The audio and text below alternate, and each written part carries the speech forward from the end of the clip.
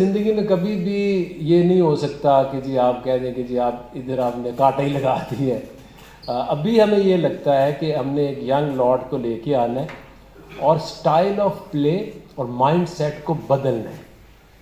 अगर आप देखें तो बहुत सारी टीमें जो हैं उन्होंने, इवन इंडिया ले ले, वेस्ट इंडीज़ ले ले, बहुत सारी टीमों ने अपनी T20 की टीमों को ऑलमोस्ट 80% 90% सेपरेट कर दिया हुआ है।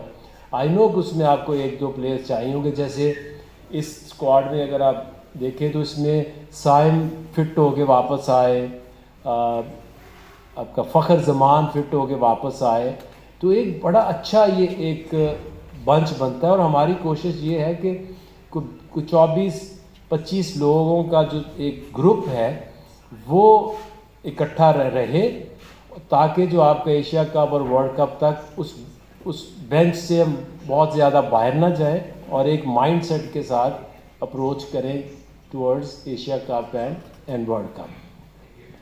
आकिब भाई, इंग्लैंड के ख़िलाफ़ हम जीते तो सारा क्रेडिट आपको दिया गया जो बनता भी था। अब हम आईसीसी चैंपियंस ट्रॉफी में बुरी तरह शिकस्त हमें हुई है, तो आप एज ए हेड कोच और एज ए सिलेक्शन कमेटी के मेंबर इस शिकस्त की जिम्मेदारी कबूल करते हैं आप?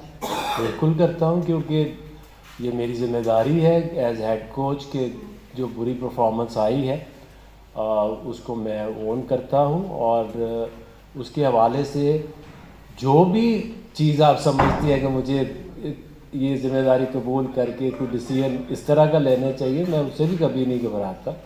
बट एक चीज़ मैं आपको बता दूं कि अभी भी was interim coach for 3 months champions trophy, क्योंकि अभी बीच में इतना गैप नहीं है कि you bring somebody else in.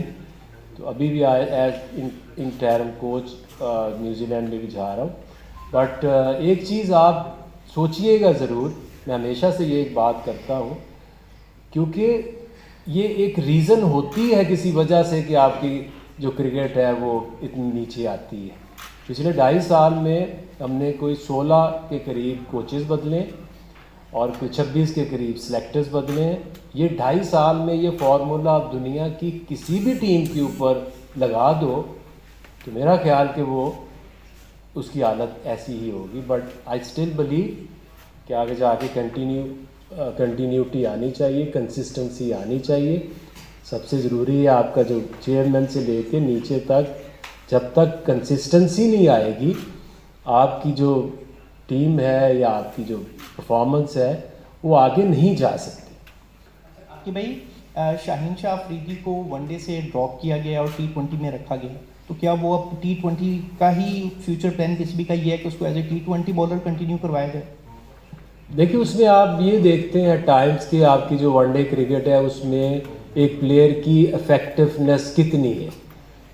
अगर उस तरह से जो टीम की डिमांड्स हैं, ये रिक्वायरमेंट्स हैं, जो प्लेयर पूरी नहीं करता, लेकिन आप दूसरी तरफ ये देखते हैं कि जैसे हारिस है या शाहीन है, वो T20 क्रिकेट में स्टिल आई बिलीव कि वो अच्छे बॉलर हैं और टीम के लिए बेहतर रिजल्ट्स ला सकते हैं। अब वैसे ही जैसे ये नहीं है कि आप वो सारी ज़िंदगी T20 ही खेलेंगे और कुछ खेल नहीं सकते, बट एज सिलेक्टर हमारी ये जिम्मेदारी है कि आपने राइट डिसीजन लेने एट द राइट टाइम।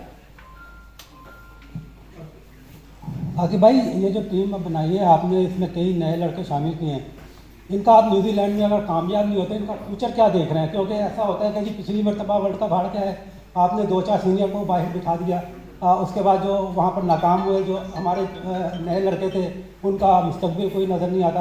अब ये जा रहे हैं, इनका क्या आप देख रहे हैं? अगर परफॉर्म नहीं करते तो फिर ये कहाँ स्टैंड करेंगे, या इनको आप स्टिल कंटिन्यू मौका देंगे? देखिए, अगर तो हम सब ने ये सोचा है या सोचना चाहते हैं कि एक टीम बने और वो वर्ल्ड कप तक, ये नहीं कि ये 15 के 15 ही रहे, बट आपका जो भी एक 20 से 24 के दरमियान एक जो पूल ऑफ प्लेयर्स हैं, अगर आप उसके ऊपर रहें और उसको सपोर्ट करें, क्योंकि एक सीरीज़ में हार जाना या जीत जाना ये कभी इंडिकेशन नहीं होती कि ये प्लेयर बहुत बुरा है या ये बहुत अच्छा है। इस टूर्नामेंट में जा रहे हैं एक होप लेके कि ये नए प्लेयर्स हैं, इनको मौका दें, और कभी भी ऐसा नहीं होता कि आप अब 10 नए प्लेयरों को मौका दें और 10 के 10 ही जो हैं वो अगले 10 साल खेलें। इसी तरह से आपको जब तक आप नए प्लेयर्स को लाएंगे नहीं तो आपको नया टैलेंट कभी मिलता नहीं है। बट वी स्टिल बिलीव कि अब इसमें लेके हमें ज़्यादा डाउट्स नहीं करने, अब इसके ऊपर बिलीव रखना है। जो साइम है, फ़खर है और भी जो प्लेयर्स हैं अराउंड, वो 3-4 और शामिल हो जाए और इस बंच को आगे लेके चले। हम अगर ये समझे कि हर सीरीज़ में जीते और हर सीरीज़ में कोच भी तब्दील, कप्तान भी चेंज कर दे, टीम भी चेंज कर दे, अगर इससे बेहतरी की कोई उम्मीद है आपको तो इसके ऊपर भी ज़रा सोच ले। आका भाई, आपने जो एक पिछली प्रेस कॉन्फ्रेंस की थी उसमें आप बड़े मुतमिन थे पाकिस्तान की वनडे टीम के ऊपर। आपके वनडे टीम बन गई हुई हमारी, मतलब आप अपने T20 टीम पर गौर करना है। ये 2-3 महीने पहले की बात है आपकी। लेकिन जो टीम आप मुतमिन थे वनडे टीम, वो चैम्पियन ट्रॉफी बिल्कुल ही बैठ गई। तो अब आपने क्या लर्न किया ये चैम्पियन ट्रॉफी से कि अब ये जो आप टीम बनाए उस पर मुतमिन ही हो और अगले जो वर्ल्ड कप है और एशिया कप है उसमें इस तरह ना बैठ जाए? देखिए, ये जो टीम हमने बनाई थी तो इसमें हमें हौसला कहाँ से मिला था? वो मिला जहाँ इन्होंने ऑस्ट्रेलिया में 28 साल बाद एक सीरीज़ जीती। एक अच्छा साइन है एक टीम का। फिर आप साउथ अफ्रीका गए, वहाँ पे उन्होंने एक हिस्ट्री क्रिएट की, फर्स्ट एवर टीम के जिसने हिस्ट्री में पहली दफ़ा 3-0 साउथ अफ्रीका को इन साउथ अफ्रीका हराया। तो ये वो इंडिकेशन है किसी भी टीम को लेके कि जो आपको ये सोच देती है कि आगे टीम अच्छा करेगी और लंबा जाएगी। हम असल में डेफिनेटली आई रिस्पेक्ट के फैंस हैं, एक्सपर्ट्स हैं, फॉर्मर प्लेयर्स हैं। जब इस तरह का इवेंट आता है तो हम एक होप बनाते हैं, जब वो पूरी नहीं होती तो हम बिल्कुल मायूस हो जाते हैं। लेकिन हमारा काम, एक अफसोस ज़रूर होता है, लेकिन हमारा काम है उस चीज़ को आगे बढ़ा के आगे चलना। अभी भी आप देखें तो इस टीम ने 3-4 महीने में बहुत अच्छे रिजल्ट्स दिए हैं। ज़्यादा दुख हमें इसलिए हो जाता है कि इंडिया से मैच आता है तो हम उससे हारना नहीं चाहते। डेफिनेटली कोई भी प्लेयर ऐसा नहीं होता कि जो आपने कहा है तो वो 3-4 साल वैसी ही परफॉर्मेंस देगा। इसमें 2-3 चेंजेस हमने किए हैं, जैसे शाहीन को, हारिस को, कि आप जो रिक्वायरमेंट थी, जो मेरा बिलीव था वो आज भी है कि कराची आपकी बेस्ट हंटिंग ग्राउंड है और दुनिया में अगर बेस्ट रिवर्स स्विंग कहीं होती है तो वो कराची है या दुबई। तो वो जो चीज़ें हमारे जहन में थी उस तरह की अगर परफॉर्मेंसेस नहीं आई तो उनसे बात भी करेंगे, हुई भी है कि आपने एज बॉलर हमारा हमेशा से रिवर्स स्विंग जो है एक बहुत बड़ा एक वेपन रहा है, तो अगर आप नहीं कर पा रहे तो उसके ऊपर काम करें। और डेफिनेटली ज़्यादा चेंजेस तो हैं नहीं उसमें, मेनली तो ये 2 बॉलर्स की ज़्यादा चेंज आई।